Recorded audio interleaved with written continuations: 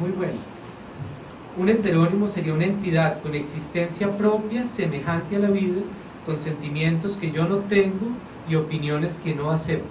Sus escritos, los escritos de un heterónimo son obras ajenas, aunque por casualidad sean mías. Eso es una casualidad. Yo tengo que dejar mi nombre ahí, pero en realidad son obras de otras personas. Este apunte recuerda a otros.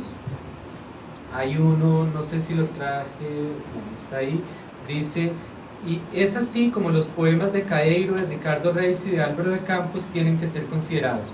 En ninguno de ellos hay que buscar ideas o sentimientos míos, ya que muchos de ellos expresan ideas que no acepto y sentimientos que nunca tuve. Hay que leerlos como están y nada más, que es como se debe leer por lo demás. Yo no voy a hacer el salto de la teoría literaria, lo podríamos hacer, pero aquí hay muchos principios que vamos a encontrar en otros momentos sobre cómo leer literatura, y él mismo diciendo cómo se debe leer a Fernando Pessoa. Entonces tenemos el concepto de heterónimo, tenemos el de seudónimo, y hay otro que introduce Pessoa por estos años, que es el de semi-heterónimo. Semi-heterónimo para Bernardo Soares, el autor del libro El desasosiego, es decir, él más o menos en 28 establece, bueno, hay un ortónimo que más o menos soy yo, que más o menos es lo que yo publique con mi nombre. Están los heterónimos, que es lo que yo no acepto, lo que yo no siento, y firman otros.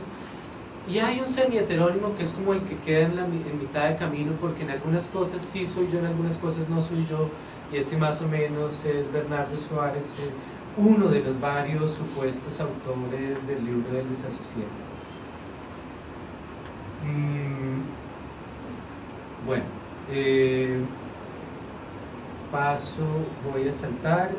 De Bernardo Soares simplemente voy a decir lo que dice en algún lugar. Dice: mi semi-heterónimo Bernardo Soares, que por otra parte en muchas cosas se parece a Álvaro de Campos, que es el que habíamos visto antes en 16, que se considera semi-autónimo, y hay un gran paralelo entre el semi-autónimo Campos y el semi-heterónimo Bernardo Soares. Bernardo Soares surge siempre que estoy cansado o somnoliento, de suerte que tenga un poco suspendidas las cualidades de raciocinio y de inhibición. Aquella prosa es un constante devaneo. Entonces Bernardo Soares será como un Fernando Pessoa que se deja llevar, que se suelta.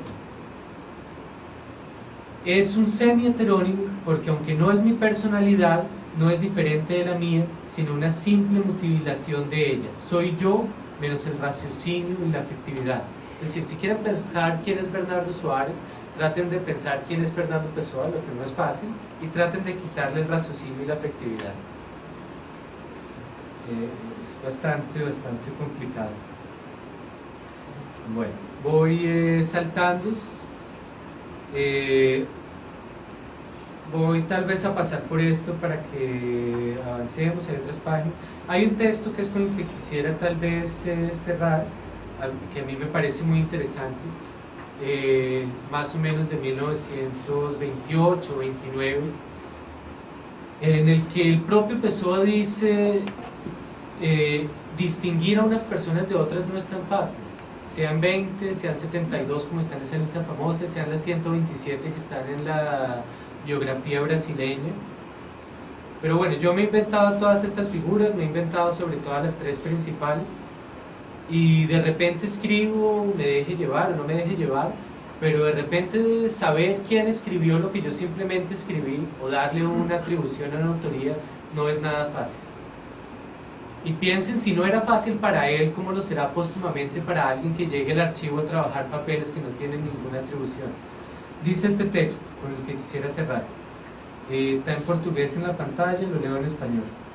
Hay accidentes en mi capacidad de distinguir a unas figuras de otras, que me pesan como grandes fardos en mi discernimiento espiritual.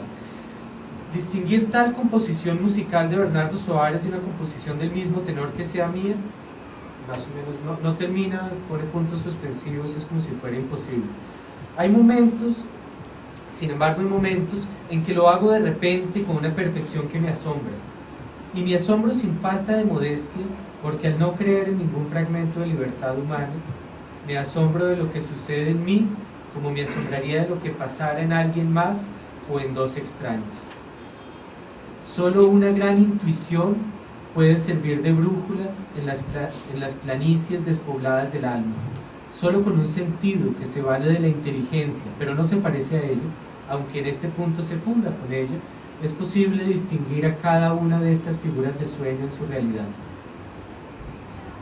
Bueno, en este sentido, con esto termino, hay que tener en cuenta que la distinción entre obras ortónimas y heterónimas es ideal y que el archivo pessoano es más vasto que esa distinción, la cual se queda corta ante la pluralidad y la indefinición del mismo.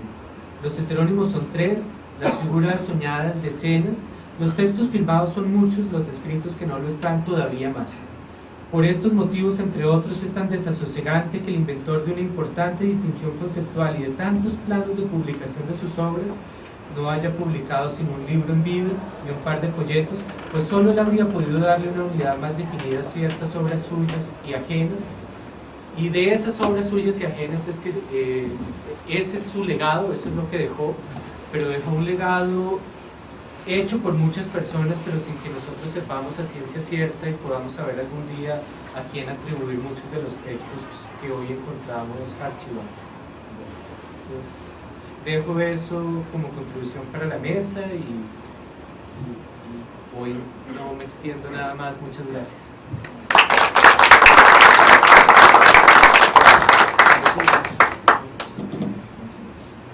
Pasamos la voz a Ani Bustamante en Madrid.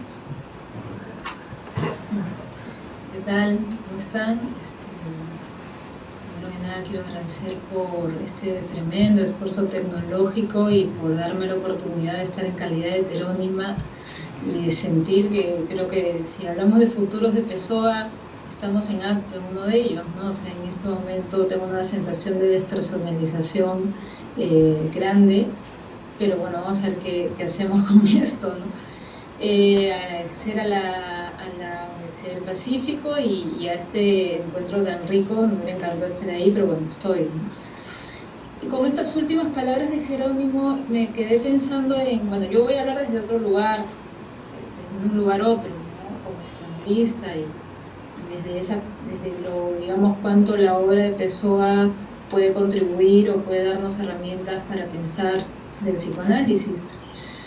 Pero escuchando la ponencia de Jerónimo pensaba en esta obra incompleta, en esta imposibilidad de crear una unidad como muchas cosas que suceden, digamos, como la escritura fragmentaria, como la imposibilidad del libro 1, como el libro por venir, de que hablaba Blanchot, y cómo este ejercicio, bueno, que ya sea por voluntad de Pessoa o por azar, nos produce un desasosiego de incompletud muy grande, ¿no? Y que, digamos, el tema de la incompletud en psicoanálisis es eje, ¿no? O sea, cuando una palabra que agujerea y que sin embargo nos pone a producir otredades, ¿sí? Cuando a partir de la obra de Pessoa o de un impacto poético, algo otro sigue gestándose, ¿no? En ese sentido me parece que es súper rico que el efecto más bien de producir, de descompletar, ¿no?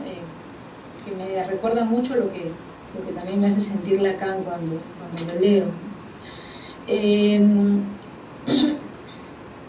Bueno, yo como les digo, voy a hablar desde el psicoanálisis, no usando el psicoanálisis como un dispositivo para analizar al autor, sino al revés, ¿no? Cuánto la obra puede alimentar y nutrir el pensamiento psicoanalítico. Mi relación con la poesía siempre ha estado de la mano del psicoanálisis, porque estoy convencida de que la palabra poética es la palabra psicoanalítica en la medida que puede rozar, bordear los agujeros de la razón, puede bordear lo innombrable. Y leyendo Pessoa, años atrás, yo iba viendo como fotografías, como líneas, como lluvias oblicuas,